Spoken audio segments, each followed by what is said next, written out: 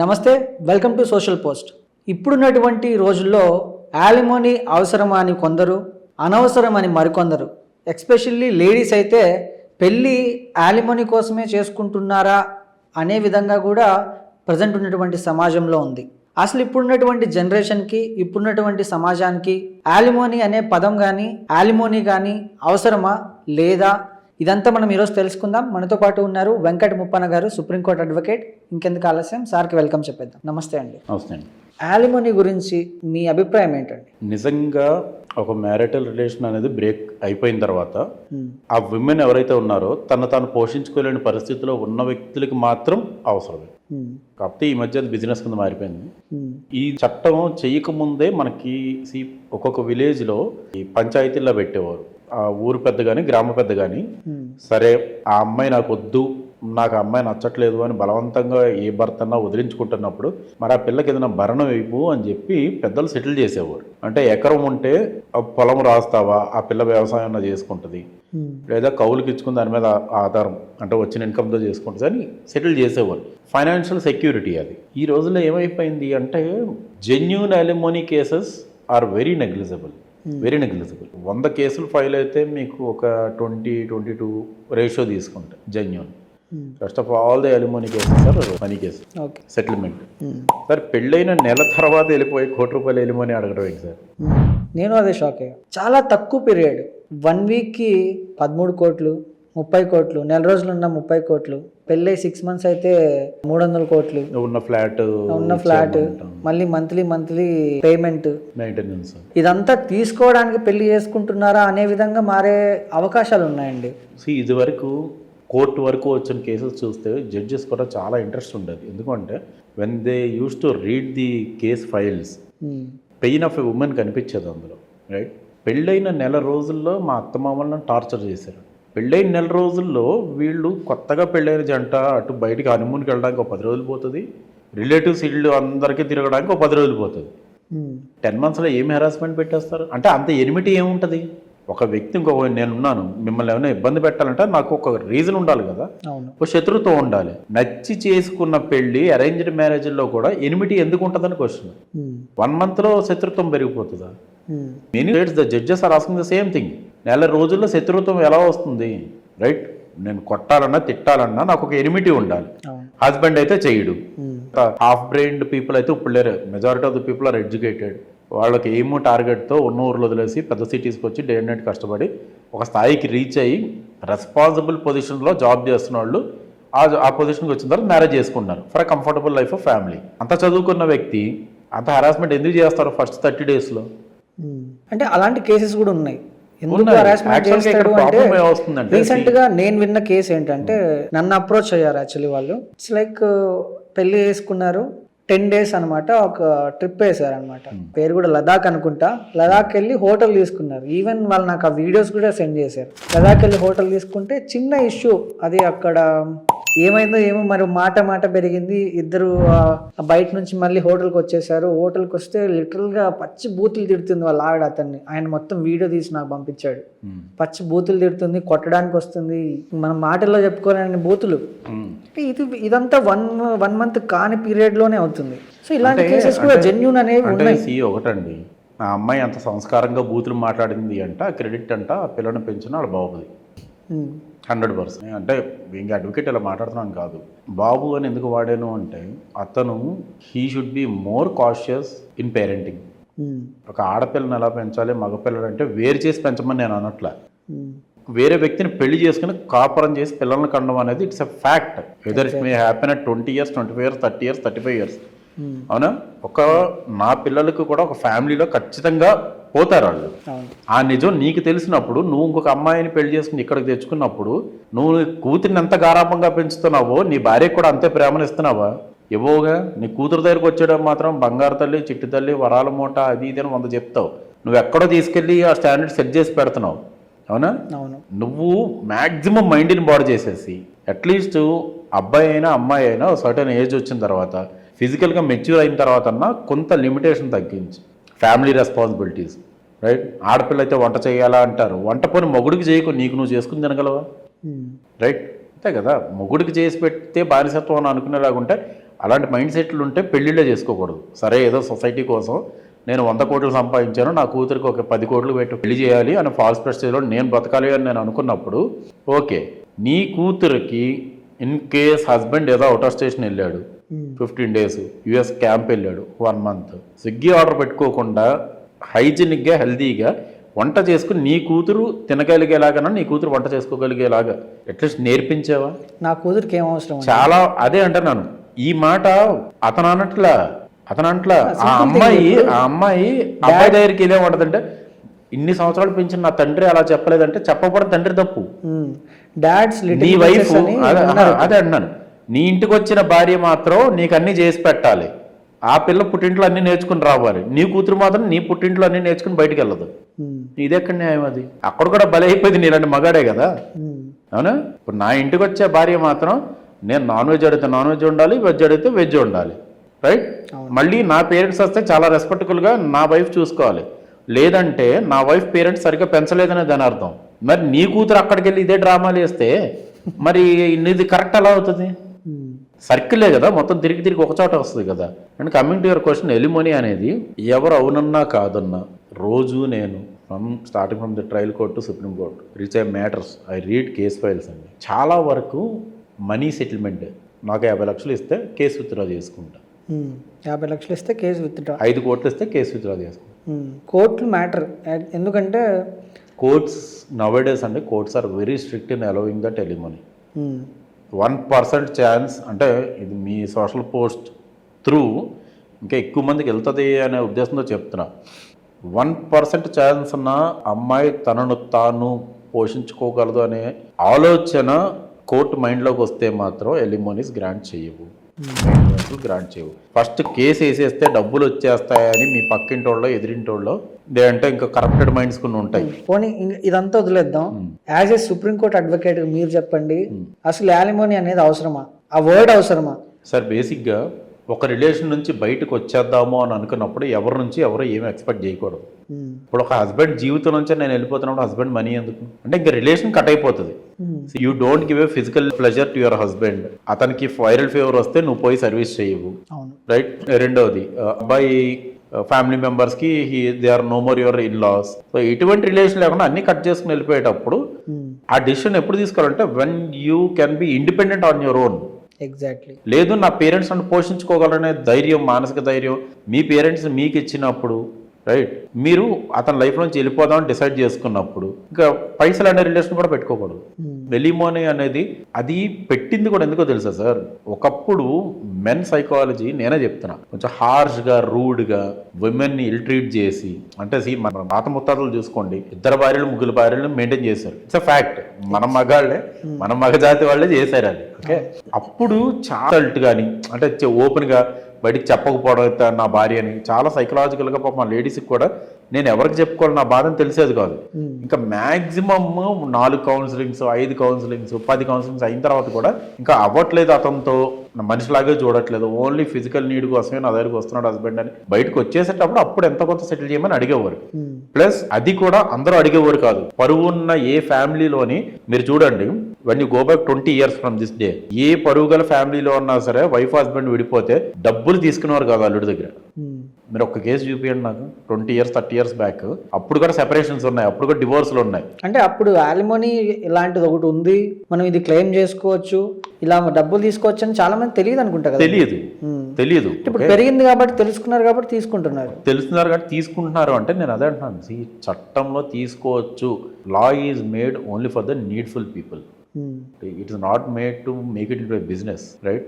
మరి ఇప్పుడు బిజినెస్ నడుస్తుంది కదా. నడిచేది business, obviously it is a business 100%. అంటే పేపర్ మీద కొన్ని కేసెస్ చదువుతామండి, అంటే వాళ్ళ మీద జాలి పడాలో లేదంటే ఏంటి ఎలా అయిపోతుంది జనరేషన్ బాధపడాలో లేదంటే నవ్వుకోవాలో తెలీదు. మా కొలీగ్ అడ్వకేట్స్ కొంతమంది అన్నారు, వాళ్ళు చెప్తూ ఉంటారు, సర్జీ ఇట్లాగా ఇది ఇక్కడ ఢిల్లీ గురించి చెప్తున్నాను, వచ్చి 2 కోట్లు అంటే they don't how much amount to ask. 2 crore లిక్ లేంగే, 3 crore లిక్ లేంగే, నీ అవసరం ఎంతో నీకు తెలియదు. మీరేమనుకోరంటే నేను ఒక చిన్న మాట అడుగుతా. ఈ యాలిమోన్లో అడ్వకేట్స్కి పర్సెంటేజ్ ఇస్తారంటారు, అలాగే అసలు అంటే అడ్వకేట్స్ యాక్ట్ పర్మిట్ చేయదండి. నేను విన్నంత మటుకు మీరు అడగడం తప్పే లేదు.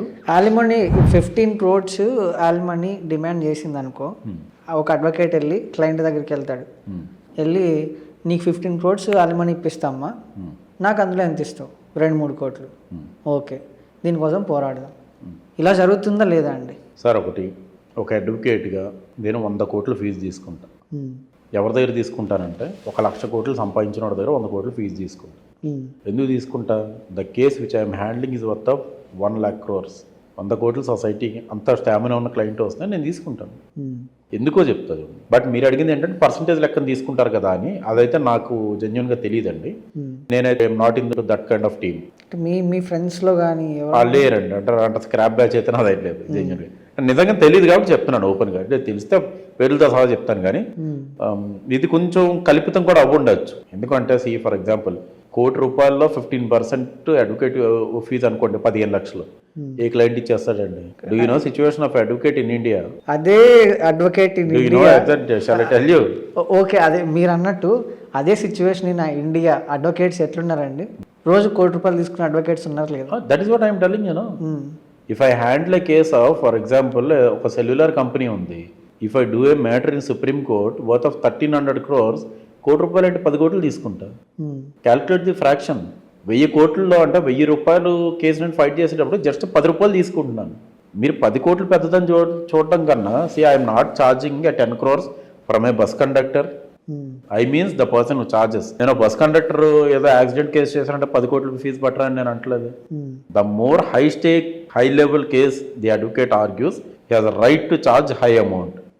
ఎందుకు అంటే 1000 కోట్ల కేసుని హ్యాండిల్ చేయడానికి అతని మేధాశక్తిని, లా అనే సబ్జెక్ట్ని అంత గ్రిప్ తెచ్చుకోవడానికి అతని జీవితం మొత్తం పెట్టేస్తాడు. తెలుసా? Not that easy to handle that high stake cases. ఒక 2 స్టేట్స్ మధ్యలో ఏదైనా ఇష్యూ వచ్చింది అనుకోండి, ఏపీ ర్యాంక్ 50 lakhs అంట, 10 lakhs అంట అంటారు కదా, దాని వాల్యూ చాలా ఎక్కువ ఉంటుంది. ఓకే, ఆ విషయం పక్కన పెడితే ఇప్పుడు కమెంట్ యాలిమనీ, ఇప్పుడు కట్నం తీసుకున్నోడు గాడిదా అని ఎలా అంటారో, మగాన్ని అయితే గాడిదా, కట్నం తీసుకున్నాడు గాడిదా అంటారు. మరి యాలిమనీ తీసుకున్న వాళ్ళు గాడిదా అని ఎందుకు అంటారండి? అంటే ఇండియాలో సంప్రదాయం మగాన్ని డైరెక్ట్ గాడిదా అంటున్నారు కదా, మరి ఆడవాళ్ళు అయితే ఏంటి అని? ఈక్వాలిటీ అనేది వాళ్ళు ఓవర్ డెవలప్డ్ ఉమెన్ అండి. ఈ ఫూలిష్ స్టేట్మెంట్స్ అంతా ఇచ్చేవాళ్ళు ఏంటంటే టిఫిన్ చేసేసి నీట్గా రెడీ అయ్యి మనం ఛానల్స్లో కనిపించాలి, ఏదైనా యాజిటేషన్ అవ్వగానే రోడ్లు ఎక్కేయాలి. సో ఇట్లాగా ఒక బ్యాచ్ ఉంటుంది. ఆ బ్యాచ్ అని ఎందుకు నేను అడ్రస్ చేస్తున్నానంటే, వాళ్ళ కాజ్ గురించి మీడియాలో కనిపించిన తర్వాత వాళ్ళు పబ్లిక్ అవేర్నెస్ గురించి మీకు ఎక్కడా కనపడరు. Open challenge, right? ఒక మైనర్ బాలిక పైన అత్యాచారం జరిగిందనుకోండి, ఆ 4 రోజులే కనపడతారు. ఆ తర్వాత ఎప్పుడైతే మీడియా అటెన్షన్ తగ్గిపోద్దో వాళ్ళు ఎవరు ఎక్కడా కనపడరు. వాలంటరీగా ఎవరు ఎక్కడికి వెళ్ళి ఒక విమెన్ అవేర్నెస్ క్యాంప్స్ కండక్ట్ చేస్తున్నారు అంటే ఈ బ్యాచ్ జెన్యున్గా వర్క్ చేసే NGOs చాలా ఉన్నాయి. ఈ బ్యాచ్ గురించి చెప్తున్నాను. వీళ్ళు ఎక్కడ కనపడరు. ఎందుకంటే అక్కడికి మీరు బోరు, మీ మీడియా వాళ్ళు బోరు. అర్థమైందా? మీరు అడిగింది కట్నం తీసుకునేవాడు గాడిద. కట్నం అనేది యాక్చువల్గా డౌరీ ప్రొహిబిషన్ యాక్ట్. దాన్ని కట్నం కట్నం కట్నం అని చెప్పి ఈ రోజుల్లో దానికి ఒక పేరు పెట్టేశారు. ఇదివరకు అడగకుండా విమెన్ సేఫ్టీ గురించి బాగా సంపాదించిన తండ్రే కూతురు కాపురంకి వెళ్తుంటే ఒక బంగారం నగలని కానీ, ఇంట్లో వాడుకునే వస్తువులని కానీ, నా కూతురు వాళ్ళ ఇంటికి వెళ్తుంది కదా, అక్కడ కూడా ఆడపడుచులు ఉన్నారు, వాళ్ళు కూడా నా కూతురు లాంటి వాళ్ళనే పాజిటివ్ థాట్తోనే ఆడపడుచు లాంఛనాలని ఇవన్నీ పెట్టింది తండ్రికి ఇష్టపూర్వకంగానే పెట్టేవాడు. రైట్? ఇక్కడ ఎలా నా కూతురు దీన్ని ఈ పాజిటివ్ సెట్ని, పాజిటివ్ మైండ్ సెట్ని కొన్ని కరప్టెడ్ మైండ్స్ ఏం చేసినాయి అంటే నెగిటివ్ కింద కన్వర్ట్ చేసినాయి. నెగిటివ్ కింద కన్వర్ట్ చేసినాయి. ఇది ఈ రోజు జరిగింది కాదు. 10 years, 20 years, 50 years అలాగా టైం స్లాట్స్లో మారుతూ మారుతూ మారుతూ వచ్చి ఈ రోజుకి అది కట్నం కింద మారిపోయింది. ఎప్పుడన్నా మీరు అడిగింది సార్, కట్నం తీసుకున్నవాడు గాడిద, రైట్? సరే గాడిదే. మరి ఆడు కట్నం అడిగినప్పుడు ఆడు గాడిదని పెళ్లి చేసుకున్నాను నీకు తెలీదా? తెలుసు కదా. Change your mind set.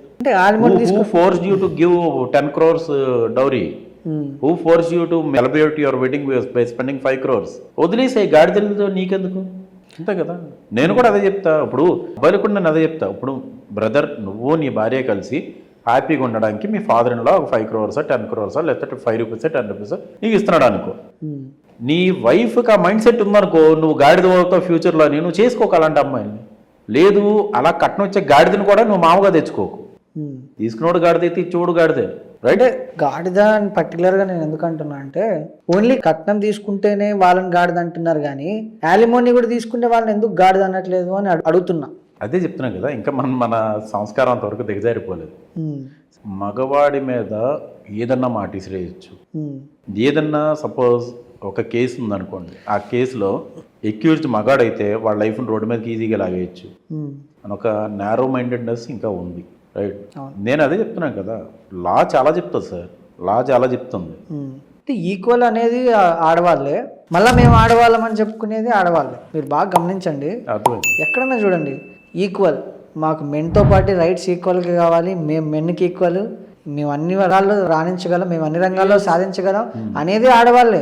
మళ్ళీ నేను ఆడవాళ్ళని అని చెప్పుకునేది ఆడవాళ్ళే కదా. ఇక్కడ మీకు ఒక ఉమెన్ కార్డ్ తీస్తున్నా. ఇక్కడ ఒక ఈక్వేషన్ చెప్తా. ఈ రోజుల్లో జాబ్ చేసే ఏ ఉమెన్ కూడా 99% కట్నం ఇవ్వట్లేదు. రైట్, కానీ అదే విమెన్ డివోర్స్ తీసుకుంటే ఎలిమోని అడుగుతున్నారు. నువ్వు కట్నమో ఇవ్వకు, ఎలిమోని తీసుకోకు. తండ్రి ఇచ్చే డబ్బు మీద నీకు ప్రేమ ఎక్కువ, నా తండ్రి నీకు డబ్బు ఎందుకు ఇవ్వాలి అని. మరి ఎవరో కన్న కొడుకు మీద నీకు చిన్న చూపు. వాడి జీవితం అంతా కష్టపడి గోల్డ్ మెడల్ సాధించి IITలో ఇంజనీర్ అయిపోయి వాడు అక్కడ లైఫ్ అంతా పెట్టిన తర్వాత సింపుల్గా ఎవడో ఒక అడ్వకేటో లేదంటే ఇంకొక కరప్టెడ్ మైండెడ్ పర్సన్ సిటీస్లోనో లేకపోతే వాళ్ళ ఫ్యామిలీస్లో ఒకడు ఉంటాడు. రైట్, అడ్వకేట్ అంటే నేను అందరి గురించి అనట్లేదు, కొంతమంది ఉంటారు who gives a wrong suggestion to the clients also because of money అనొచ్చా? మనీ అని కాదండి, see that also these people go and insist that advocate. సరే ఇయ్యచ్చా, వీళ్ళు కూడా వాళ్ళకి నిజం చెప్పరు. అడ్వకేట్స్ దగ్గరికి వెళ్ళి మేము అడుక్కు తింటున్నామని చెప్తారు. Literally it happens. నిజమండి, లేవు అని చెప్తారు. ఇప్పుడు విజయవాడ ఫ్యామిలీ కోర్టులో కేసు అవుతుంది. పిల్ల పేరు మీద 6 కోట్లు ఆస్తుంది, చెప్పకుండా ఇంట్లోకి వెళ్ళిపోయింది. చెప్పకుండా ఇంట్లోకి వెళ్ళిపోతే ఒక ఆర్డర్ రావాల్సింది, maintenance order. What I did is ఆ అమ్మాయి పేరు మీద ఉన్న డాక్యుమెంట్స్ సర్టిఫైడ్ కాపీస్ తీసుకుని before the date of order final hearing ఉంటుంది తీసుకెళ్ళి ప్రొడ్యూస్. జడ్జి షాక్ అయిపోయాడు. నీ పేరు మీద 6 కోట్లు ల్యాండ్, కమర్షియల్ కాంప్లెక్స్ ఉంది, నువ్వు ఏమి లేదని రాసావు అఫిడవిట్లో. They are not hesitating to cheat the courts also. మరి అలాంటి వాళ్ళకి శిక్షలు ఏముండవా? ఉంటాయి. అంటే కంటెంప్ట్ ఆఫ్ కోర్ట్ ఇవ్వాలంటే 6 months providing false information to court, contempt. Judge is highest post. Okay, ఇప్పుడు యాలిమోని అనే దాన్ని తీసేయలేమంటారా? ఇప్పుడు కట్నము తీసుకోవద్దు అని ఇప్పుడు స్టాండర్డ్ ముద్ర ఉంది. ఒకటి చెప్తా చూడండి, లా అనేది మన ఇండియన్ లా, నేను చాలా ఇంటర్వ్యూస్లో చెప్పాను, it is the most sophisticated law. దాన్ని ప్రాపర్ యూసేజ్ కోసమే దాన్ని ఇంట్రడ్యూస్ చేశారు, ఇంప్లిమెంట్ చేస్తున్నారు, చట్టాలు ఇంకా తయారవుతున్నాయి రోజు రోజుకి. ఓల్డ్ IPC CRPC పోయి BNSS, ఓకే, BSC అని 3 తీసుకొచ్చారు, అంటే క్రిమినల్ మేజర్ యాక్ట్స్ని. ఒక మనిషి కాలమాన ప్రకారంగా ఇంకా సేఫ్గా ఎలా బతకగలడు, ఇంకా సాఫిస్టికేటెడ్గా ఎలా బతకగలడు, రైట్స్ ఎలా ప్రొటెక్ట్ అవుతాయని చెప్పి చేస్తున్నారు. 10 మంది మిస్యూజ్ చేసుకున్నారు కదా అని నిజంగా ఈ చట్టం అవసరం ఉన్న వాళ్ళకి అది దూరం చేయలేరు కదా, తీయకూడదు కూడా ఎలిమనీ అనేది. బట్ చదువుకున్నాం, మేము పెద్ద పెద్ద కాలేజీలో చదువుకున్నాం అంటే నాకు ఆ వ్యక్తే వద్దు నా జీవితంలో అనుకున్నప్పుడు అతని డబ్బు మనం తీసుకోవడానికి కుసంస్కారం అంటుందండి. ఐఎమ్ నాట్ రాంగ్, దాన్ని కుసంస్కారం అంటాం. ఎందుకు నా లైఫ్ నాది, అతని లైఫ్ అతనిది అని అనుకున్నప్పుడు వదిలేసి వెళ్ళిపోవచ్చు. లేదు పర్వాలేదు అంటే కొన్ని జడ్జిమెంట్స్ యాలిమోని మీద నేను చూసి నేనే షాక్ అయ్యండి. అడుక్కునైనా పర్లేదు కానీ యాలిమోని కట్టాలని ఒక statement. That depends on case to case. అంటే అలిమోని అనే ఒక్క మాటను తీసుకుని మనము ఆ ఆనరబుల్ జడ్జ్ అడుక్కునన్న భార్యను పోషించు అంటే అతను అదే భార్యను పోషించకుండా ఎంతో హింసించి ఉంటాడు. ఒక జడ్జిమెంట్ పాస్ అవుతుంది అంటే మినిమం ట్రయల్ కోర్టులోనే 5 years అడుగుతుంది. 5 years ఒక కేస్ స్టడీ చేసిన జడ్జిమెంట్ ఇచ్చారు అంటే it's a valid judgement. In case వచ్చిన జడ్జిమెంట్లో ఏదైనా అంటే ఇది బేస్ చేసుకొని మళ్ళీ నెక్స్ట్ ఉండే వాళ్ళు కూడా అడుగుతారు కదండి. ఇప్పుడు సేమ్ కరెక్టే, కాకపోతే పార్టీ అడుక్కునన్నా కట్టాల్సిన పరిస్థితిలో ఉన్నాడు, ఇక్కడ ఉన్న పార్టీ ఉన్నాడు కదా. నేను చెప్తున్నాను సార్, చాలా మటుకు పిటిషన్స్ స్క్రూటనీకి వెళ్తే విమెన్కి ఇన్కమ్ సోర్స్ లేదని చెప్తున్నారు, బట్ స్క్రూటనీకి వెళ్తే మాత్రం దొరికిపోతారు. నేను ఈ విజయవాడ ఫ్యామిలీ కోర్ట్ కేసుని నేను సుప్రీంకోర్టు దీన్ని తీసుకోవడానికి రీజన్ ఏంటంటే, క్లయింట్ వచ్చి మొత్తుకున్నాడు నా దగ్గర, పిల్ల పేరు మీద 6 కోట్లు ల్యాండ్స్ ఉన్న అసలు కమర్షియల్ కాంప్లెక్స్ ఉంది, నెలకి 70,000 రెంట్లు వస్తున్నాయి సార్ అని చెప్పాడు. కెన్ యూ ప్రూవ్ ఇట్ అన్న. అతను యాక్సెస్ తీసుకుని ఆన్లైన్లో సేల్ లీడ్స్ డౌన్లోడ్ చేసి ప్రొడ్యూస్ చేస్తే. ఇప్పుడు మీరు అంటుంటే నాకు డౌట్ వచ్చింది. ఇప్పుడు సేమ్ ఇప్పుడు జాబ్ ఉంది, కానీ లేదని చెప్తారు చాలా మంది. ఇప్పుడు మీరు అన్నట్టు అమ్మాయి తనని తాను పోషించుకోలేని సిచ్యువేషన్ లో ఉందని ప్రొజెక్ట్ చేస్తూ ఉంటారు. సో అది ఎలా ప్రూవ్ చేయాలి? నిజంగానే అమ్మాయికి జాబ్ ఉంది, నిజంగానే అమ్మాయి పేరు మీద ఆస్తి ఉంది, నిజంగానే అమ్మాయి చదువుకుంది, మంచి హైయర్ స్టడీస్ ఎంబీఏ లాంటిది చేసింది, పీజీ లాంటిది చేసింది, ఇవన్నీ ఎలా ప్రూవ్ చేస్తారు? మీకు ఎలా ఆధారాలు దొరుకుతాయి? బేసిక్ గా దాన్ని ఎలా గ్యాదర్ చేసుకుంటారు అనేది నాకు ఒక డౌట్. అంటే మ్యారేజ్ అయిన తర్వాత హస్బెండ్కి ఎంతో కొంత యాక్సెస్ ఉంటుందండి. బిఫోర్ సెపరేషన్ కూడా ఆమె గురించి కొన్ని డీటెయిల్స్ తెలియడం కానీ ఎవిడెన్సెస్ కలెక్ట్ చేయడం పెద్ద కష్టం కాదు. కష్టం ఎలా చేస్తారు అనేది ఒక డౌట్. అదే అంటున్నాను, హస్బెండ్స్ ఫ్యామిలీ మెంబర్స్ నుంచి వచ్చే లీడ్స్ నుంచి తీసుకోవచ్చు. Being advocates we don't get in to everything. Okay, advocate job ఏంటి అంటే మేమేదో బోర్డర్ దగ్గర సోల్జర్స్ లాగా ఇద్దరు అరవటం అనేది it's not the job of advocate. We are there to assist the honourable judge. నా దగ్గర ఎవిడెన్సెస్ ఉన్నాయి, అతని దగ్గర ఎవిడెన్సెస్ ఉన్నాయి, యూ డిసైడ్ ది కేసు అని వదిలేయాలి judge. True meaning of a lawyer అంతే. అంతే తప్ప బట్టలు చింపుకొని అరుస్తాం అది ఇది అంటే సినిమాలో చూపించినట్టు that is not advocacy. We are only there to either government pleader కానీ మేము కానీ we are there to assist the judge. Okay, evidence collections అంటారా? హస్బెండ్సే ఇస్తారండి, వైఫ్సే ఇస్తారు. నిజంగా చాలా మంది ఉంటారు సార్ లేడీస్, మీరు ఎలిమని తీసేయాలా అని అడిగారు కదా, తీయాల్సినంత అవసరం లేదు. ఒక వెల్ సెటిల్ హస్బెండ్ ఉన్నాడు, మరదలు ఊర్లో ఉంది, చిన్నప్పటి నుంచి తెలిసిన పెళ్లి చేసుకున్నాడు.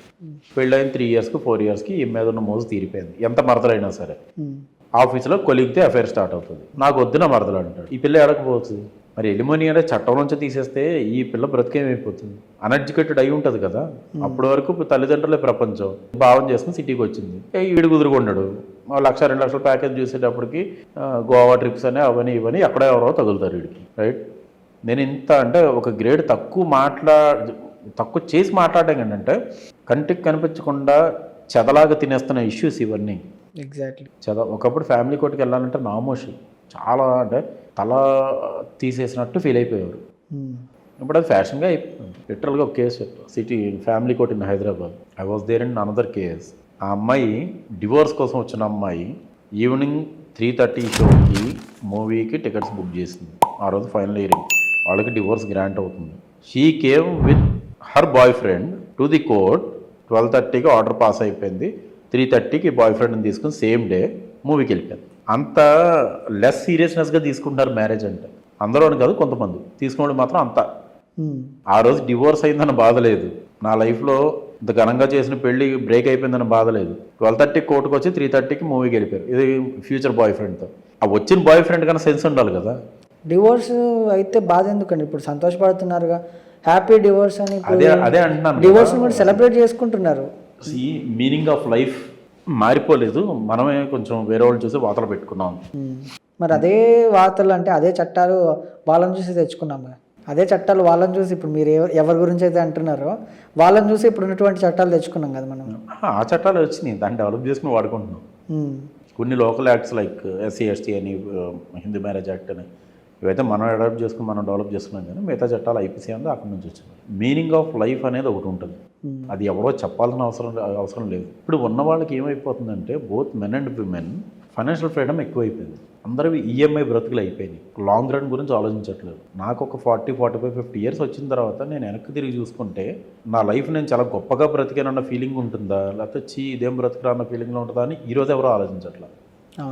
మనం ముందు జనరేషన్స్ వాళ్ళు ఫ్యూచర్ గురించి, ఇంట్లో తండ్రి వస్తున్నాడు అంటే మగపిల్లవాడు కాదు ఆడపిల్ల కాదు, ఇద్దరు భయపడి లోపలికి వెళ్ళిపోయేవాడు. తండ్రి కొట్టేవాడు కాదంతా, కానీ ఆ భయాన్ని అలా పెట్టేవాడు. ఈరోజు సొసైటీలో నీకు తల్లిదండ్రులు అంటే భయం లేదు, స్కూల్లో టీచర్లు అంటే భయం లేదు, ఇంక నీకు డిసిప్లిన్ ఎక్కడి నుంచి వస్తుంది? ఫైనల్గా ఏం చెప్తారండి ఎలిమోనీ గురించి? ఎలిమోనీ అంటే ఒకటి చెప్తా చూడండి. ఇప్పుడు ఎలిమోనీ అనే రైట్ మన సొసైటీలో ఉన్న నెగిటివ్ థాట్ ఏంటి అంటే ఎలిమోనీ అనగానే లేడీసే ఫైల్ చేయొచ్చు అని. నేను ఏం చెప్తానంటే బ్రదర్స్ హిందూ మ్యారేజ్ యాక్ట్లో 24, 25 2 సెక్షన్స్ ఉన్నాయి. ఎలిమోనీ అనేది హస్బెండ్ కూడా వైఫ్ మీద ఫైల్ చేయొచ్చు. మీకు కూడా మీకు సంపాదన సరిపోలేదు అనుకోండి, మీరు కూడా మీకన్నా ఎక్కువ సంపాదిస్తున్న వైఫ్ల మీద మీకున్న యాక్ట్ ప్రకారంగా ఉన్న రైట్స్ యూజ్ చేసుకోండి. మెయింటెనెన్స్కి 24లో వేయచ్చు, పర్మనెంట్ ఎలిమోనీ 25లో వేయచ్చు. దీంట్లో సిగ్గుపడాల్సిన అవసరం ఏం లేదు. ఎందుకంటే ఒక రిలేషన్ బ్రేక్ చేసుకుని వెళ్ళిపోదాము అని వైఫ్ అనుకున్నప్పుడు ఎలాగైతే నిర్భయంగా తనకున్న రైట్ని ఒక 50 lakhs పెట్టో ఒక 1 crore పెట్టో కొనుక్కుంటుంది in the form of alimony, నువ్వు కూడా స్టార్ట్ చేయి. నేను ఎవరిని ప్రొవోక్ చేయట్లేదు, బట్ లాలో ఉన్న రైట్ చెప్తున్నాను నేను 100%. You also go to the same family court, file a petition under section 24-25 of Hindu marriage act file చేసుకుంటే తనను తను పోషించుకోలేనప్పుడు, అప్పుల బాధలు ఎక్కువైపోయినప్పుడు హస్బెండ్కి కూడా ఆర్డర్స్ గ్రాంట్ అవుతాయి. అంటే ఈ ట్రెండ్ కనుక బాగా ఎక్కువైపోయింది అనుకోండి, మళ్ళీ అదే లేడీస్ ఇబ్బంది పడతారు. వాళ్ళు సంపాదించడం మానేస్తారమ్మా.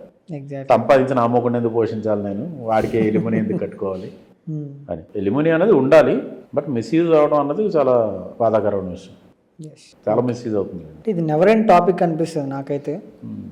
నెవర్ ఎండ్ టాపిక్ అంటే సార్, ఒకటి ఎప్పుడైతే ప్రతి మ్యారిటల్ రిలేషన్ కమర్షియల్గా మారిపోయిందో, ఇచ్చిపుచ్చుకునేటప్పుడు కూడా ఈక్వల్ రైట్స్ పాటిస్తే దేర్ ఎండ్స్ ది మ్యాటర్. నువ్వు డౌరీ ఇవ్వకు, డౌరీ ఇవ్వటానికి ఈ పిల్ల అప్పటికి ఏం పెద్ద సంపాదించి ఉండదు. ₹1,00,000 కట్నం ఇచ్చినప్పుడు ₹1,00,000 ఈ పిల్ల సంపాదిస్తుందా? అతని ఫాదర్కి అబ్బాయి మంచోడని నచ్చి ఇస్తున్నాడు. ఇందులో నీ ఇన్వాల్వ్మెంట్ ఏముంటుందమ్మా? 1 crore నువ్వు సంపాదించలేదు కదా, నీ ఫాదర్కి అబ్బాయి మంచోడని. ఇప్పుడు ఒక మగాడికి ఇంకొక మగాడి నచ్చి నా కూతురు హ్యాపీగా ఉంటుందని మనీ ఇస్తున్నాడు. అది నచ్చినప్పుడు you stop your father from giving the dowry. Exactly right. You stop your father. First మీ ఫాదర్ని ఎడ్యుకేట్ చేయి. నువ్వు ఇంట్లో తీసుకున్న భర్తను గాడిదే అనే బదులు ఇస్తున్న తండ్రిని కూడా గాడిదనే తిట్టు, తప్పే ఉంది, అతను మగాడే కదా. అంతే కదా. ఇచ్చి నువ్వెందుకు? See, because in dowry prohibition act taking dowry is punishable and giving dowry is also punishable. కట్నము అనే మాట వచ్చినప్పుడు తీసుకున్నోడు గాడిదైతే ఇచ్చినోడు గాడిదే, వాడు మగాడే. వాళ్ళు ఫస్ట్ ఎక్కడో పుట్టి పెరిగిన మగాళ్ళని చేంజ్ చేయడం కన్నా ఇంట్లో ఉన్న ఆ 20-25 years నుంచి అలారం ముద్దుగా పెంచుకున్న తండ్రిని సైకాలజీ చేంజ్ చేసేయండి. కట్నం ఇవ్వక నాన్న, కట్నం ఇచ్చి నువ్వు గాడిద అవ్వకు, కట్నం ఇచ్చి ఇంకొకరిని గాడిదనిగా మార్చుకో అని చెప్తే అలా చేంజ్ నెమ్మదిగా వస్తుంది. ఇప్పుడు తండ్రిగా నేను ఎందుకు నా మీదే తీసుకుని మాట్లాడతాను. నాకు డాటర్ ఉందనుకోండి, నా కూతురికి కట్నం ఇచ్చి నేను గాడిదగా నేను మారడం నాకు ఇష్టం లేదు. ఆ కట్నం తీసుకున్నావు గాడిద అని నా అల్లుడిని నా కూతురు తిట్టడం ఇష్టం లేదు. నేను ఇవ్వను. ఉత్తముడు ఎవరన్నా ఉంటే వస్తాడు, ఆ వచ్చినప్పుడు నా కూతురికి నేను చెప్తా, మనం పైసా ఇలేదమ్మా, నచ్చిన రోజులు కాపురం చేయి, నచ్చలేదు అనుకో నువ్వు కూడా పైసా తీసుకోకుండా వచ్చేసా అంతే తప్ప వాడిని మళ్ళీ నువ్వు కేసులు పెట్టి అరెస్ట్ చేయకని గుడ్ పేరెంటింగ్ అయితే నేను చెప్తా. Okay, thank you so much అండి పిలవగానే వచ్చినందుకు. సో చూసారుగా, అసలు యాలిమోనీ గురించి మీకేం అర్థమైంది? యాలిమోనీ ఉండడం బెస్టా, తీసేయడం బెస్టా? మీ అభిప్రాయం ఏంటి? బేసిక్గా ప్రజల వ్యూ ఎలా ఉంది దీని మీద? యాలిమోనీ గురించి మీరేమనుకుంటున్నారు? ఇప్పుడు యాలిమోనీ గురించి జరిగే చర్చ, దీనికి సంబంధించి ఇదే కాకుండా ఇంకా కొన్ని ఎపిసోడ్స్ వైజ్గా కానీ ఇంకా కొన్ని వీడియోస్ రూపంలో కానీ మీకు అందించడానికి సోషల్ పోస్ట్ టీవీ ఇంకా మంచి ప్రయత్నాలు అయితే చేస్తూ ఉంటుంది. బేసిక్గా మీరేమనుకుంటున్నారు, మీరేమి ఎక్స్పెక్ట్ చేస్తున్నారు, ఇంకా ఎలాంటి టాపిక్స్ గురించి మీరు కావాలని కోరుకుంటున్నారో కింద కమెంట్ చేయండి అండ్ ఛానల్ని సబ్స్క్రైబ్ చేసుకోండి. Thank you.